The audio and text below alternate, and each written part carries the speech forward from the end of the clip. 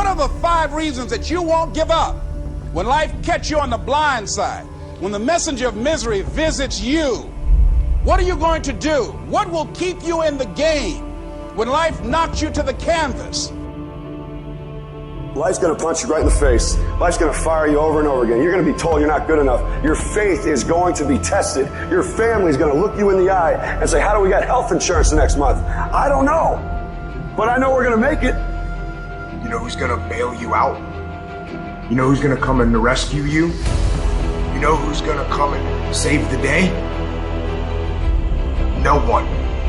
No one's going to come and do it for you. You're going to have to do it all yourself. See, the Buster Douglas that fought in the last fight was not the Buster Douglas that fought Mike Tyson. See, the Buster Douglas that got knocked down while fighting Mike Tyson had gotten out of an alcohol recovery center. His mother had died. His wife was ill with a terminal illness. He was considered a nothing, a bum. So when he got knocked down, Buster Douglas had a reason to get back up because he said, I'm dedicating this fight to the memory of my mama. Life is hard, man. That's what it's about. Life is a challenge. If you don't work as hard as you can, if you don't sacrifice everything, if you don't get rejected and keep coming back for more, if you don't get your loyalty tested and your faith tested, you don't love that thing if you bail out. So if you fought through all that, that's love. So you've got to have some reasons that when life knocks you down, and it's going to. Hello, it's going to knock you down. When people disappoint you, and that's going to happen. When they betray you, and that's going to happen. When they lie to you, and that's going to happen. When they say, oh, you can count on me, and they won't show up, and that's going to happen. When you want to throw in the towel and give up yourself, and that's going to happen. When life collapses on you and catch you on the blind side, what reason can you remember that you can call on, that you can reach on, that can make you get back up? Find that reason. Because when life had knocked me down, I said, life, I'm doing this because I want to make my mama proud of me. I'm doing this because I want my children to have a better life than what I have. I'm doing this because all my life I've been told I'd be a loser, that I wouldn't make it. I'm doing this to make them a lie. I believe, like Frank Sinatra, he said the best revenge in life is massive success. I'm doing this so I can become massively successful.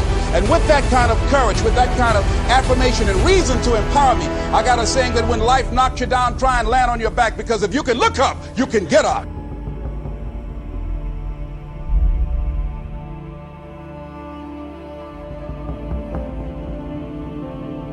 You don't have to be grim, but you do have to be serious. Hey, everybody hopes things will get better, but remember, the future does not get better by hope. It gets better by plan. And hope unaided by clear plans can finally become an illness. There's a Bible phrase that says, hope long delayed makes the heart sick. It's a sickness.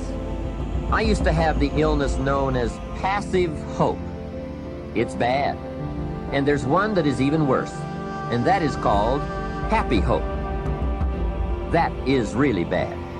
The man is 50, and he's broke, and he's still smiling. That's bad. So get serious. Make plans. Put them on paper. My suggestion from experience. There's a phrase from the Bible that goes, without dreams and vision, we perish. How true. Humans have this unique ability to aspire, to dream, to go for something, to become something. Without that, life is not life. We must have dreams and never give up on our dreams. I'd like to share a few ways your use of time are affected by or influence the achievement of your goals. Have you ever thought that without some very clear written goals, you never even need to consider managing your time? Time essentials come from objectives well defined. Time can't be critical if objectives aren't defined. Now you might be one of those uniquely fortunate individuals who can keep all their objectives and purposes clearly defined in their minds and operate from that. But I wouldn't take the chance. Write your goals down and set careful priorities. Sometimes priorities are determined by the season. For a farmer in springtime, the season dictates his most important activities. During the spring, a farmer must work around the clock, burn the midnight oil, and keep the equipment running because he has only this small window of time for the planting of his crops. One of the difficulties of living in an industrialized society is the losing of the sense of seasons. When to pour it on, when to ease back, when to take advantage.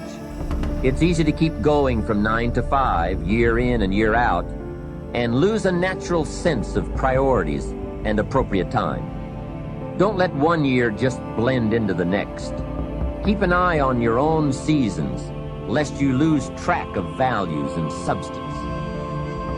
Part of setting priorities is learning to separate major activities from minor activities. This is a whole skill in itself, but once you have learned it, it will pay dividends you won't believe. So learn to put everything on your mental scales to be carefully weighed before you spend time or money. Of your sanity is socially distributed. And what I mean by that is, well, let's say that you know how to behave. You're well socialized. You can play with others.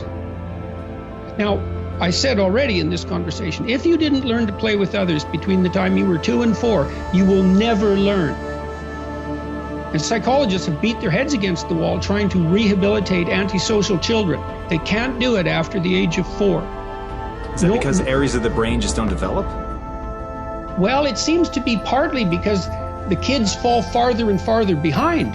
So let's say you make the leap from egocentric dependence on your mother at 2 and 3 to immersion in a peer group. Well, then you pick peers that are at your same developmental level, and you chase each other up the developmental ladder. And the longer you're out of that, the farther you fall behind. And so, kids, 5-year-old kids might come across another 5-year-old kid who tends to cry too much if they don't get their way. And they'll say, we don't want to play with the baby. And what they're saying is, we have to find someone who's at our developmental level, shares our developmental horizon, so that we can mutually scaffold our further development. Now, they're not going to say that, obviously, but that's the situation. And kids test each other out when they first meet. So do adults.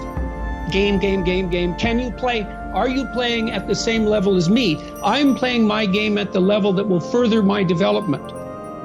Can you play along with me? If not, well, maybe you're lower in status and I can pull you up as a mentor. Maybe you're higher in status and I can learn from you, but if you're a peer, we can play together. Anyways, if you're acceptable to your peers and you behave well, they'll accept you. And then they tell you all the time if you're acting appropriately. If your jokes are funny, if you're dominating the conversation, if you're bringing something of value to the table. And all you have to do is pay attention to the social cues, and you'll keep yourself regulated. And at the end of the day, you're going to get what you focus on. They're both true. This is both the most amazing time that's ever happened, ever in recorded history. And yet real things that are terrifying are also happening. But where you put your energy, where you put your attention, where you put your focus, is going to determine what you see. And that is the most fascinating and the most important thing you have to understand about the way that your mind works. You get what you focus on. If you focus on the things that are bad, they will become real. They will become exaggerated. They will begin to monopolize your thoughts. You'll see them everywhere. It's called the reticular activating system. Your mind is literally designed to pay attention to the things that you notice. Once you notice a certain car, you see it everywhere. Once you notice a certain dog, you see it everywhere. Once you hear a certain name for the first time, suddenly you realize that name has been all around you this entire time. But now that you're focusing on it, now that you're looking for it, it is everywhere. So whatever you look for, it's going to be everywhere. If you look for the negative, it'll be there. But if you look for the positive, it will overwhelm you. When you manage something, you do so to keep it going. Well, you don't need to keep time going. You don't even need to watch it. You can be completely unaware of it. You can go to sleep. Doesn't matter. Time just continually moves. Doesn't need you. It doesn't need me. It just keeps moving. We don't need to do time management because there's nothing to manage. It's automatic. It continually moves. What we need to do is priority management. With the time that is continually slipping away from us, we need to manage our priorities to maximize the time we have. So don't manage your time, maximize your time. How?